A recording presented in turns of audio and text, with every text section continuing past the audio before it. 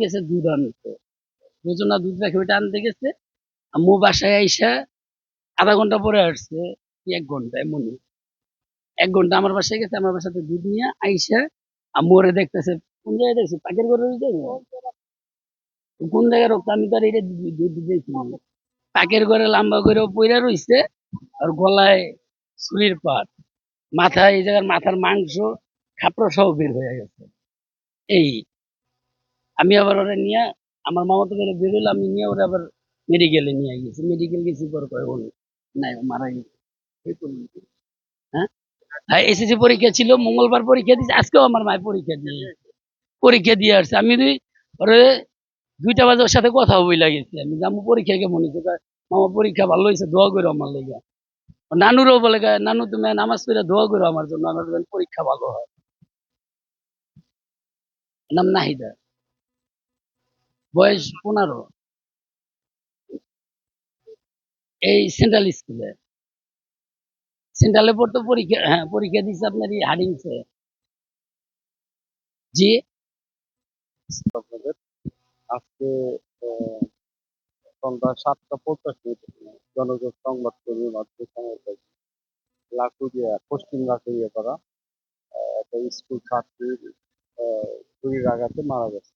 এরকম সংবাদের প্রেক্ষিতে আমরা তাৎক্ষণিক ঘটনাস্থলে এসে ভিকটিম নাদিয়া, এই স্কুলে এসএসসি পরীক্ষার্থী, তার গলায়, কপালে এবং শরীরের আরো বিভিন্ন স্থানে ছোটখাটো আঘাতের চিহ্ন দেখা যায়। হয়তো কোনো দুষ্কৃতকারী অসৎ উদ্দেশ্যে ভিতরে ঢুকছে, কিন্তু তাকে পুরোপুরি আঘাত করে রক্তক্ষরণ হচ্ছে, অন্য কোনো কারণ নেই।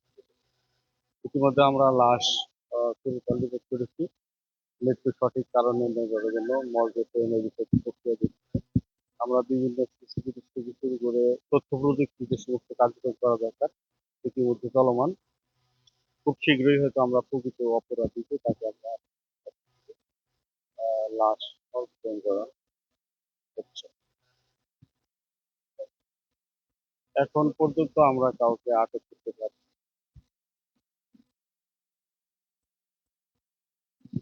আজকে ওই শুয়েছিলাম আমি মোবাইল শুয়েছিলাম ভাত খেলো সকালে, তখন ভাত খেয়ে গেছো, তুমি ভাত পারো। আমি তো আমার বড় ছেলে নিয়ে ফ্যান কাটিতে তাই আবার কাটতে আর আমার কাছে কেমন লাগে। আমি তো ওরা তো কাইলিয়ে ওখানে কেমন লাগে, তো আমি কতদিন ধরে দেখি না, যেমন আমার অনেক খারাপ লাগে। মানে সেই ছবি চালুতে সেই ছবি দেখলাম, সে ছাতিটা কান্দানি তার সেই করে আমার কেমনি বসে, আমি তো শীতে বসে তুই ছবিটা হচ্ছে ঘরেটা হচ্ছে তাই দিয়ে দিন কয় থাক। আমি তো শীতে আমি আসলে নামাজটা পড়ে লই পড়ে তারপরে আমি দুধ দিই সহ দুধ আনো, তো আমি চা খাইছি।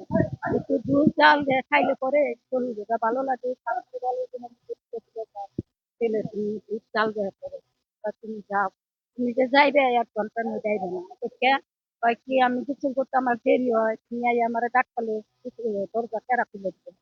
আমি তো দরজা খোলা আমি কিছু থাকছিলাম, আমি 1 ঘন্টা 1.5 ঘন্টা করবো। এই কয়ে আমি আবার তুই সিটকারিটা পেলে আমি খারাপ, আমি আবার দরজা খুলি খারাপ, এই সিটকারিটা দিয়ে আমি না গোসল করে মনে যাই।